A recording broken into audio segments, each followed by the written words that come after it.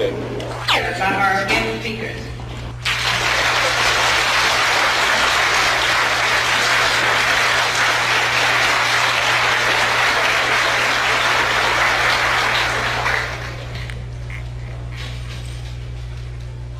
In the name of Allah, the Beneficent, the Merciful, to whom all praise is due, whom we forever thank for giving us the Honorable Elijah Muhammad as our leader, teacher, and guide.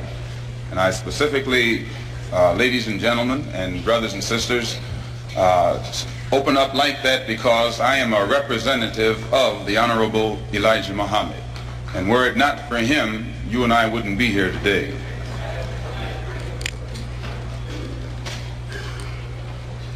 In order for you and me to devise some kind of method or strategy to offset some of the events or repetition of the events that have taken place here in Los Angeles recently, we have to go to the root. We have to go to the cause. Dealing with the condition itself is not enough. We have to get to the cause of it all, or the root of it all. And it is because of our effort toward getting straight to the root that people oftentimes think we're dealing in hate.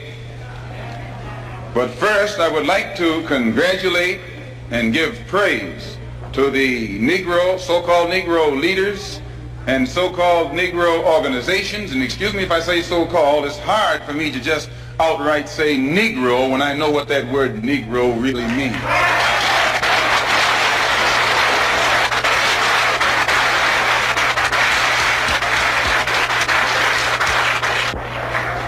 The person whom you have come to know as Ronald Stokes, we know him as Brother Ronald. One of the most religious persons who displayed the highest form of morals of any black person anywhere on this earth. And as one of the previous speakers pointed out who knew him, everyone who knew him had to give him credit for being a good man, a clean man, an intelligent man, and an innocent man when he was murdered. The Negro, so-called Negro organizations and leaders should be given great credit for their failure or refusal to let the white man divide them and use them one against the other during this crisis.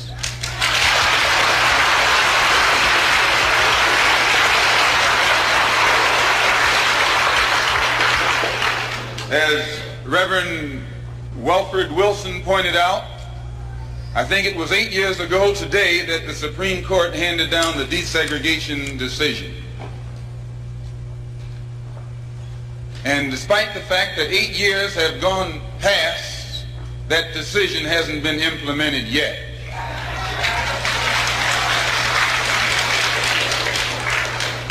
I don't have that much faith. I don't have that much confidence, I don't have that much patience, and I don't have that much ignorance to...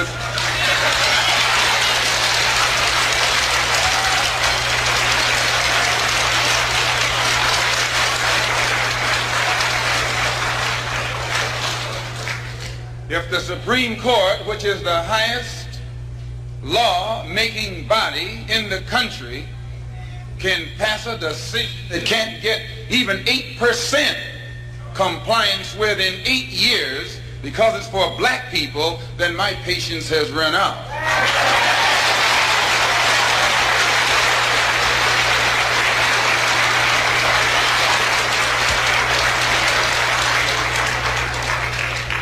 When black people who are being oppressed become impatient, they say that's emotional. Please, when black people who are being deprived of their citizenship, not only of their civil rights, but their human rights, become impatient, become fed up, don't want to wait any longer, then they say that's emotional.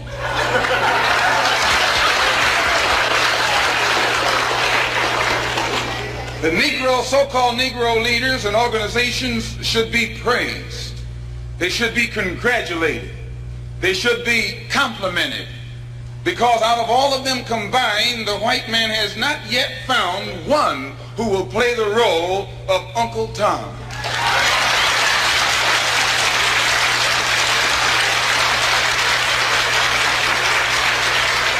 He's going to send his maid out and get all the other Negro leaders rounded up and make them do something to stop what they call this menace that's presented by Muslims. But yet he has found no Tom, no puppet, no parrot who is still dumb enough in 1962 to represent the injustices that he's afflicting against our people. We don't care what your religion is. We don't care what organization you belong to. We don't care how far in school you went or didn't go. We don't care what kind of job you have. We have to give you credit for shocking the white man by not letting him divide you and use you one against the other.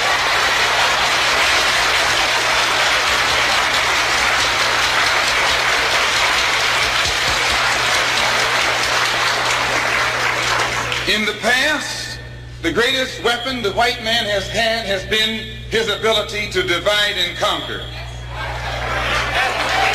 As Jackie Robinson pointed out beautifully on the television last night, 4/5 of the world isn't white.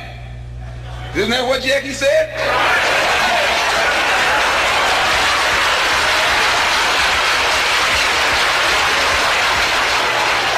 And if 4/5 of the world is dark, how is it possible for 1/5 to rule, oppress, exploit, dominate, and brutalize the 4/5 who are in the majority? How do they do it? Divide and conquer. If I take my hand and slap you, you don't even feel it. It might sting you because these digits are separated. But all I have to do to put you back in your place is bring those digits together.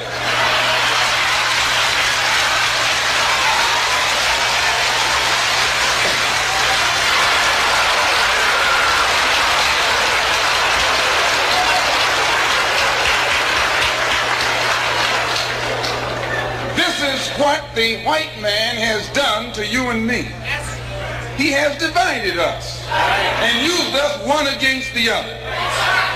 But today, thanks to Allah, you can say thanks to God or thanks to Jesus or thanks to Jehovah, whatever you want.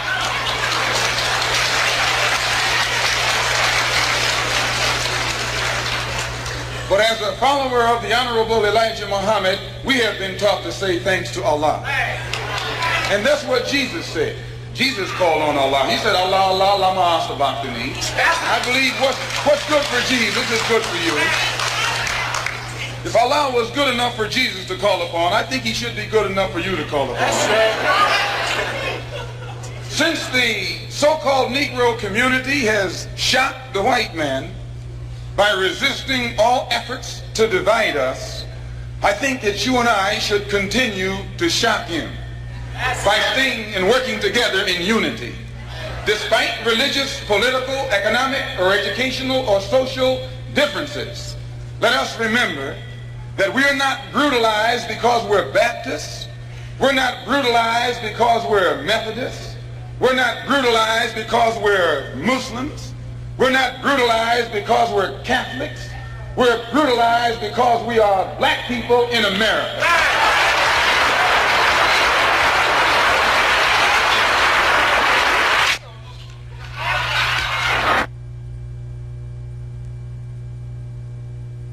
Negroes don't like to act emotional, you know. They think that that's not being intelligent.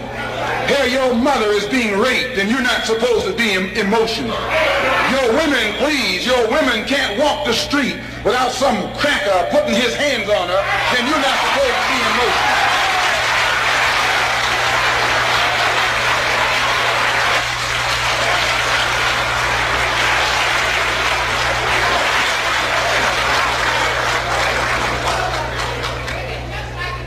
If you say that you're fed up, if you teach the Negroes who don't even know their own name. Why? Because he took it away from them. Please, please. 20 million black people don't even know their own language. Why? Because he took it away from them. 20 million black people who don't even know the history of their ancestors. Why? Because he took it away from them. And if you try and tell them how thoroughly and completely they've been robbed, he says you're teaching hate.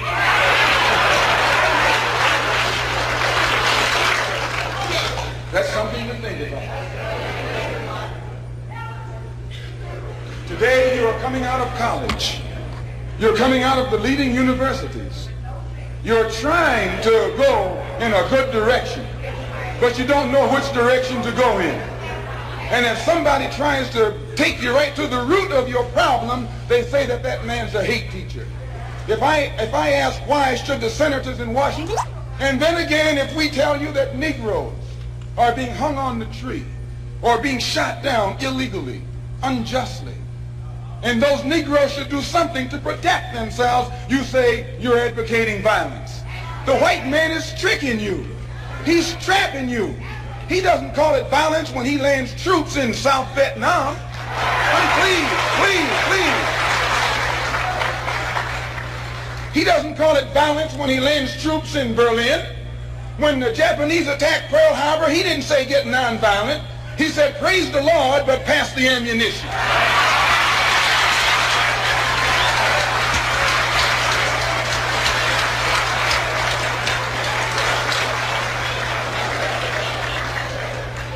But when someone attacks you, when someone comes at you with a club, when someone comes at you with a rope, when someone comes at you with a gun, despite the fact that you've done nothing, he tells you, suffer peacefully. Pray for those who use you despitefully. Be long-suffering. And how long can you suffer after suffering for 400 years? So I just want to clear up that little point right there, because he says that we play on your emotions. And when you turn on your television tonight, or your radio, or read the newspaper, they're going to tell you in that paper that I was playing on your emotions. Imagine you, a second-class citizen. That's not getting emotional, it's getting intelligent.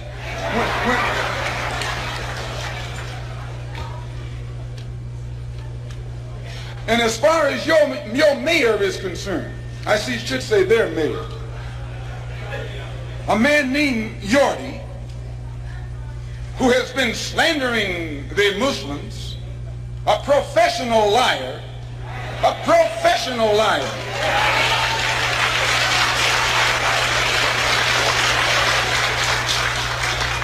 who has mastered the art of using half-truths, put it in the paper that they broke into our religious place of worship and got records that they can use to prove that most of us have criminal records. You can't be a Negro in America and not have a criminal record.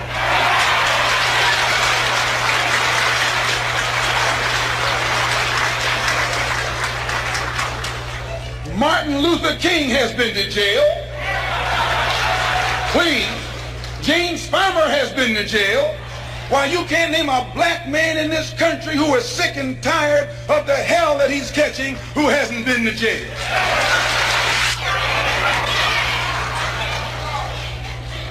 Charged him with being seditious. They put Moses in jail. They put Daniel in jail. Why, you haven't got a man of God in the Bible that wasn't put to jail when they started speaking out against exploitation and oppression.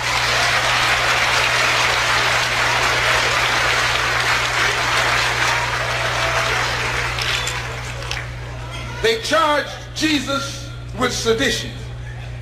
Didn't they do that? They said he was against Caesar.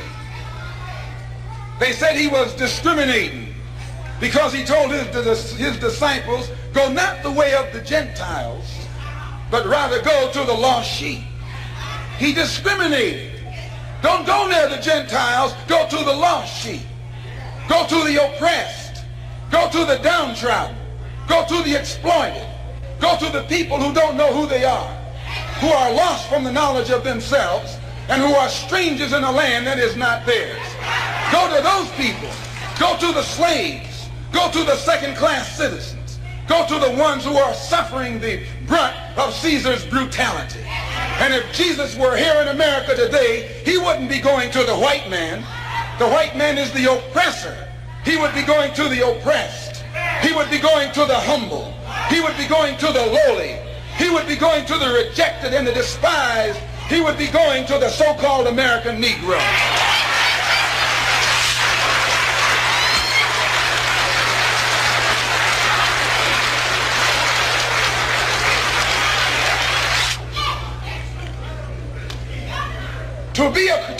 To have once been a criminal is no disgrace. To remain a criminal is the disgrace. I formerly was a criminal. I formerly was in prison. I'm not ashamed of that. You never can use that over my head. And that he's using the wrong stick. I don't feel that stick.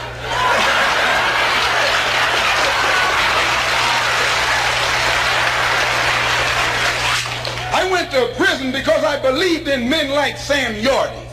I went to prison because I trusted men like Sam Yorty. I went to prison following the philosophy of men like Sam Yorty. But since I've been following the Honorable Elijah Muhammad, I have been reformed, and that's more, please. That's more than Sam Yorty and Chief Parker and all these other white politicians have been able to do with the inmates in the prisons of this state. They should give Mr. Muhammad credit. They should give Mr. Muhammad credit for reforming and rehabilitating men whom they have failed to reform and rehabilitate.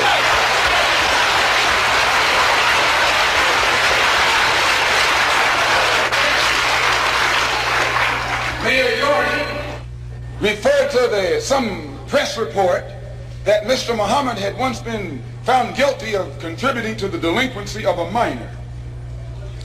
He failed to explain purposely that in 1934, the Honorable Elijah Muhammad refused to send his children to the white schools in Detroit, Michigan that were teaching you about little black Sambo. That's the minor that he contributed to the delinquency of. You see, this vicious, fork-tongued white man has been able to take lives and make you turn against those who want to help you and make others turn against you. This is the contributing to the delinquency of a minor that this mayor, or man who calls himself mayor, is talking about. In the same article, he said that the Muslims are the same people who rioted in the United Nations. Someone should pull his coat and let him know that at the present moment, there are $6 million worth of suits leveled against two of New York's leading newspapers for making the mistake of charging the Muslims as being involved in those United Nations riots.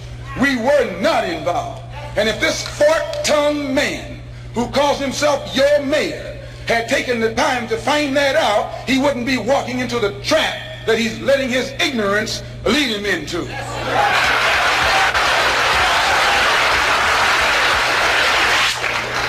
And if you would take the time to read the Washington Post that came out the Sunday after that incident took place, the Washington Post pointed out on the front page that the Muslims had nothing to do with the UN riots. And they quoted, in saying so, the person who was at that time the commissioner of police in New York City. See, it's lies that the white man has spread about the Muslims to try and make you afraid of the Muslims, or to try and make you think that the Muslims were a criminal element, an uncouth element, and things that you would not like to be associated with. Also, they say that, I'm just clearing these things up and then we're going to get into what happened.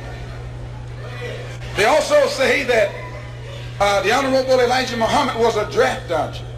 No, he wasn't. He just refused to go to the army because he was a man of peace. He was a minister of a religion of peace. He was teaching peace. So he outright refused to go to the army. That's not draft dodging, that's intelligence. He to do so, that same mayor immediately turned against Ed Warren and the local NAACP and threatened them. He threatened that he was going to send one of his appointees, or whatever you call them, down there on one of those commissions, all the way to New York to the national board to investigate the local NAACP. Why, that's a disgrace. It shows. Why have we refused to appear before the grand jury? Because the coroner's jury is stacked against Negroes.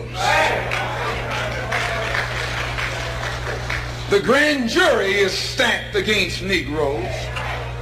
The press, the radio, the television, and the newspapers are stacked against Negroes. But please, the Los Angeles Police Department is stacked against Negroes. He is stacked against all Negroes, all except those whom he has appointed to high positions. The controlled press, the white press, inflames the white public against Negroes. The police are able to use it to paint the Negro community as a criminal element. The police are able to use the press to make the white public think that 90% or 99% of the Negroes in the Negro community are criminals.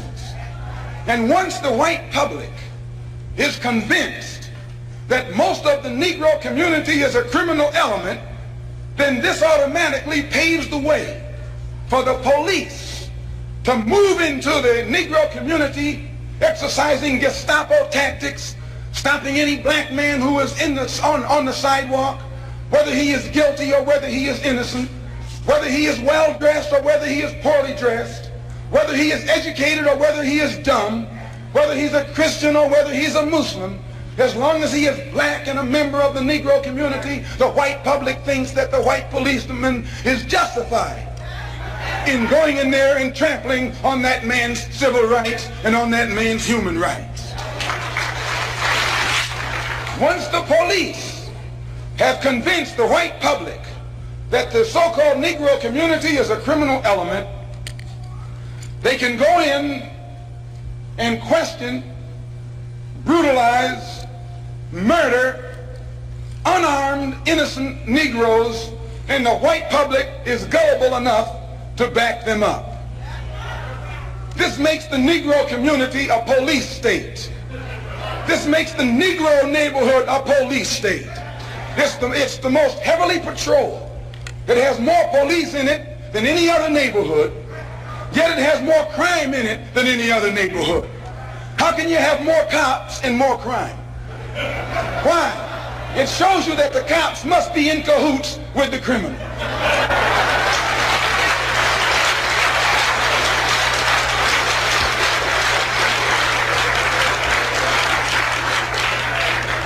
The texture of the hair that God pleased, that God gave them, so much that they'll put lye on it. Do you realize? Now, you know, brother, lye will eat a hole in steel, and you know your head is not that hard.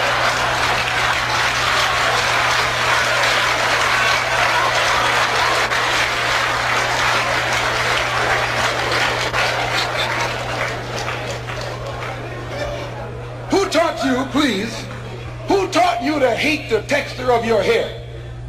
Who taught you to hate the color of your skin to such extent that you bleach to get like the white man?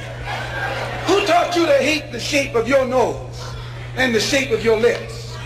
Who taught you to hate yourself from the top of your head to the soles of your feet?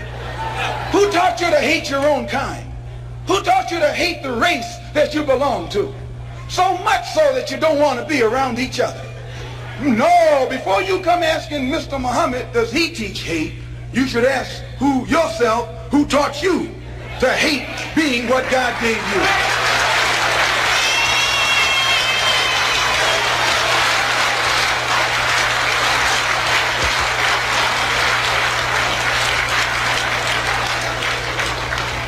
We teach you to love the hair that God gave you. Here you way out in the middle of the ocean, can't swim. and you worried about someone that's in the bathtub and can't swim.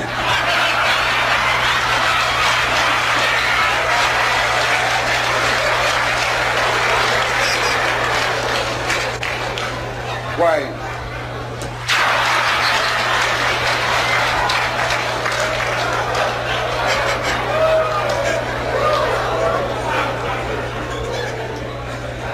An alcohol tax. We don't steal, we don't gamble, we don't lie, and we don't cheat. And that also deprives the government of revenue, because you can't get into a whiskey bottle without getting past the government seal. You can't open a deck of cards without getting past the government seal. Here's a white man makes the whiskey and then puts you in jail for getting drunk.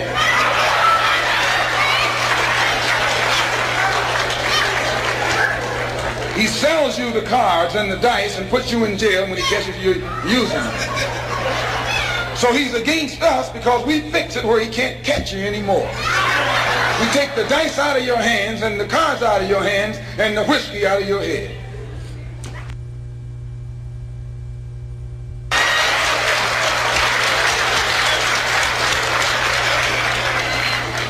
The most disrespected person in America is the black woman.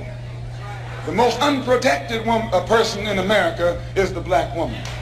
The most neglected person in America is the black woman. And as Muslims, the Honorable Elijah Muhammad teaches us to respect our women and to protect our women. And the only time a Muslim really gets real violent is when someone goes to molest his woman.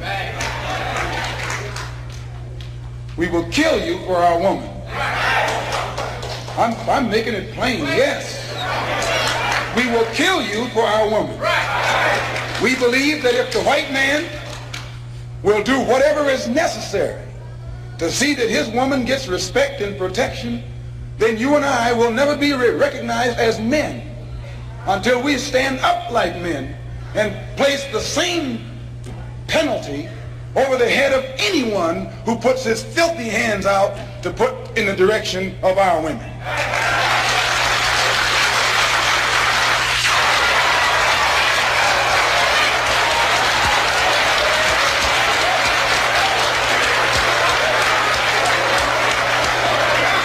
Black people in America, we respect them, but we want them to respect us. We think that the law should respect the Negro community. The law should protect the Negro community. The law should approach the Negro community with intelligence if it expects the Negro community to react intelligently. So the Honorable Elijah Muhammad teaches us to always avoid anything that smacks of disrespect for the law. And if the police department tells the truth, they will have to admit that they have never had any experiences with Muslims that have ever been anything other than honorable unless they themselves come at us in a dishonorable way. The Los Angeles Police Department has no case against the Muslims. It has no case against these brothers whom they shot down. And because it has no case, it's trying to create a case. It's trying to manufacture a case. And therefore they set up a grand jury hearing of the case so that they could hear it behind closed doors, and after hearing what we have to say, then build their particular strategy or defense against the actions that they committed on that April the 27th.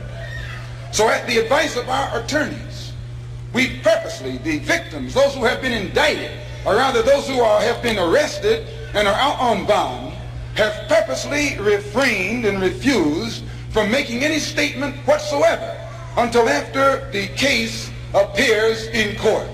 And when you hear their story, it will be in a public trial. We have already had experience with these private hearings behind closed doors. Anything that the white man has to do to the Muslim, he has to do it in the open. He has to do it in public, or he has to put every single one of us behind bars for the rest of our lives.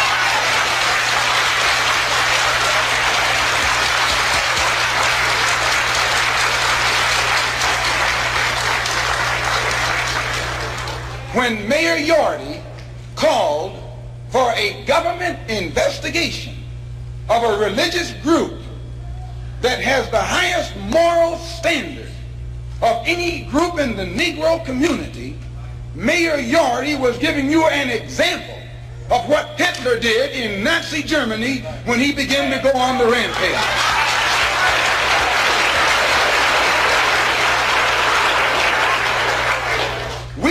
We have confidence that the white public and the black public, if they hear our case, if they hear and have access to the investigation, will never be fooled by this phony setup that's stacked from the top all the way down.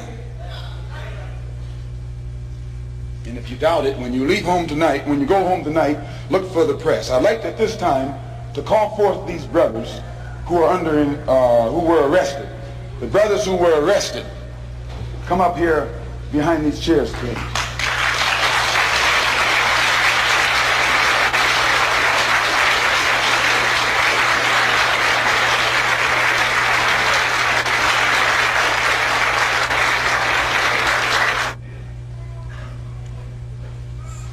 I should point out, in the Negro neighborhood, they were suspects.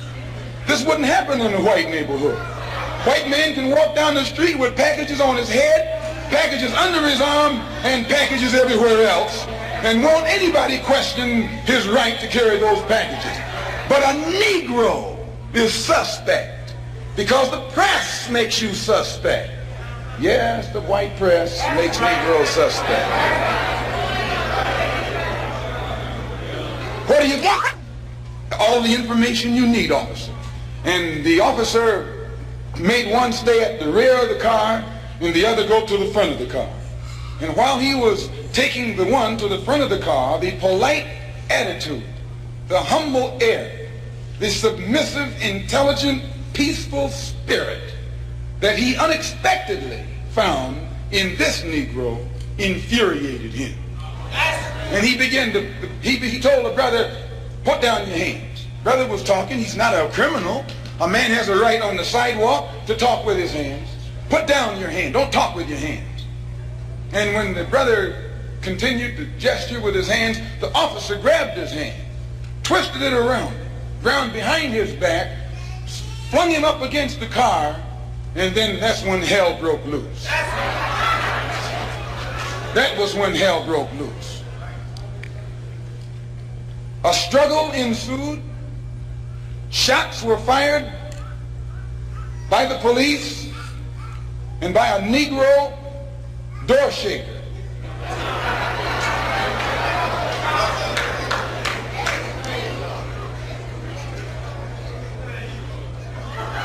An alarm went out.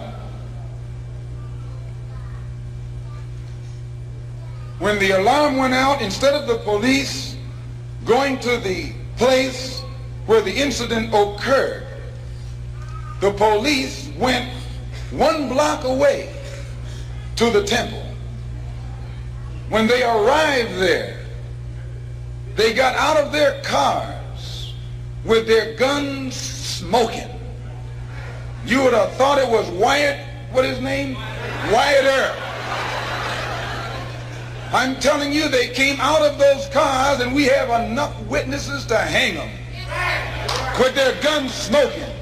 Chief Parker knows this, Mayor Yorty knows this, and every police official in the city knows that. They didn't fire no warning shots in the air. They fired warning shots point blank at innocent, unarmed, defenseless Negroes.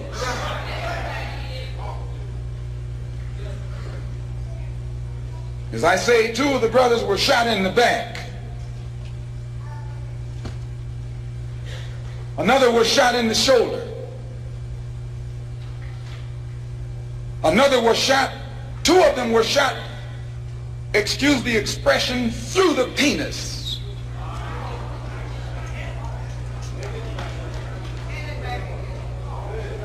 Another was shot in the hip and the bullet came out the other side. Brother Arthur here was shot 1/4 of an inch from his heart. Let me tell you something, and I'll tell you Why you say we hate white people? We don't hate anybody. We love our own people so much they think we hate the ones who are inflicting injustice against them.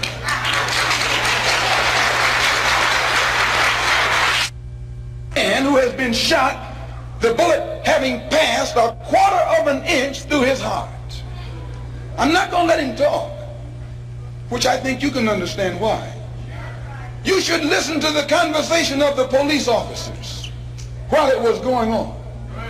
Two of the brothers who had been shot were lying hand in hand. The officer said they were chanting a death chant. You read that? They were saying, Allahu Akbar. What does that mean? It means that God is the greatest. It means that God is the greatest. Understand, this that the white officer called a death chant was a prayer. They were praying when they were shot down. They were saying, Allahu Akbar.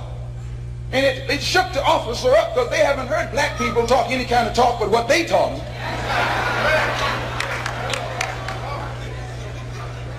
And two of the brothers who were shot in the back were telling me that as they lay on the sidewalk, they were holding hands. They held hands with each other, saying Allahu Akbar. And the blood was seeping out of them where the police bullets had torn into their insides. Still they said Allahu Akbar. And the police came and kicked them in the head. Police kicked them in the head, telling them to shut up that noise, while they were laying on the sidewalk in front of our temple. Kicked them in the head. Shut up that noise. And one of them, when he was on his way to the police station in the ambulance, one of the ambulance attendants told the white cop, why don't you kill the nigger? He said, I'll tell him that he tried to get away. Why don't you kill the nigger while you got a chance? And I'll swear that he tried to get away. If he didn't say this, then I need to be put in jail, and I'll gladly go. One of them who was being taken to jail in a police car. As the ambulance sirens were coming to the place, one of the policemen said to the other, what are the ambulances rushing for? Nothing but some niggers.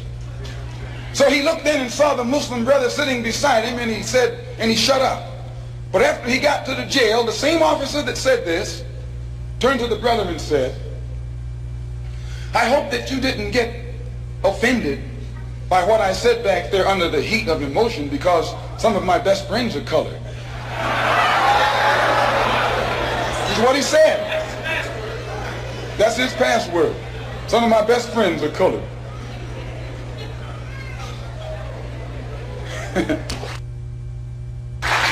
And I, for one, as a Muslim, believe that the white man is intelligent enough. If he were made to realize how black people really feel and how fed up we are without that old compromise and sweet talk, why, you're the one that make it hard for yourself. The white man believes you when you go to him with that old sweet talk, because you've been sweet talking him ever since he brought you here. Stop sweet talking him. Tell him how you feel. Tell him what kind of hell you've been catching, and let him know that if he's not ready to clean his house up, if he's not ready to clean his house up, he shouldn't have a house. It should catch on fire and burn down.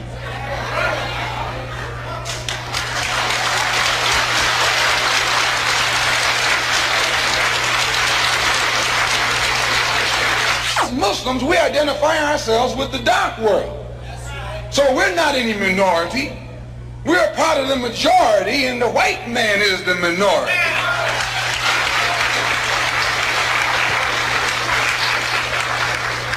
You have to know this to understand us.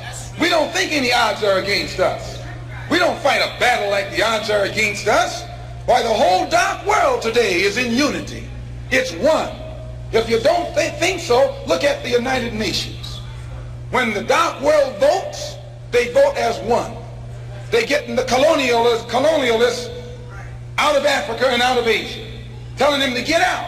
They don't have any nuclear weapons, but they got a solid united voice, and their unity alone is sufficient to drive the oppressor and exploiter of their people out of their own country. You and I need to learn a lesson from that right there. In the UN, the dark world consists of Buddhists, Hindus, Shintoists, Taoists, Christians, Muslims, everything. But they're together. They forget their religious and political differences. They think as one. They move as one against a common enemy. And out of Algeria, he's going. Don't think he's not going. He's going. They're getting him out of Angola, out of Tanganyika, out of Angola, out of Uganda, out of Kenya. He's going from South Africa too. He hasn't got long to be there. All over this earth, black people who have been oppressed and exploited by those who are not their own kind, strangers, are coming together to get the oppressor off their back. You and I learn a lesson from that. We are oppressed. We are exploited. We are downtrodden. We are denied not only civil rights, but even human rights. So the only way we're going to get some of this oppression and exploitation away from us or aside from us is come together against the common enemy.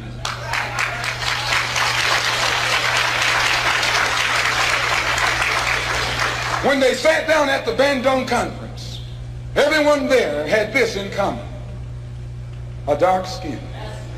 Some of those who were sitting there were socialists, some were communists, some were capitalists, some were Christians, some were Buddhists. They were everything. But all of them was dark skin. And they looked at that dark skin and agreed that this is one thing they had in common. Well, forget that you're a Methodist. Forget that you're a Catholic. Forget that you're a Protestant. Forget that you're a Muslim. Remember that all of us are black and we're catching hell from the same man, and we have to unite to get him off our back. Today, Allah blessed us to collect